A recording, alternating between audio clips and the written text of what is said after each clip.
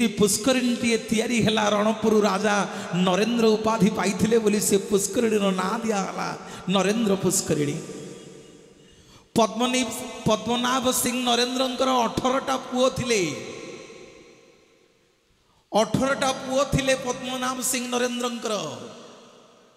जेतेबेले कड़ा पहाड़ श्रीक्षेत्र में जगन्नाथ महाप्रभु को नहीं जावाई आक्रमण कला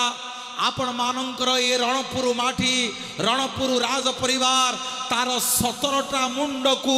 कड़ा पहाड़ पाद तले अजाड़ी देला 17टा पुओ मरीगले पद्मनाभ सिंह नरेंद्र आउ गोटे पुओ बंची रहिले सान पुओ जहाँ ना पार्थ श्री चंदन सिंह। से पार्थ श्री चंदन सिंह स्मृति उद्देश्य से दिन तांको अजा प्रताप रुद्रदेव गोटे नदी बही जाउथिला बाटमंगला परे परे अनेक लोक जगन्नाथ को दर्शन करने को आसवा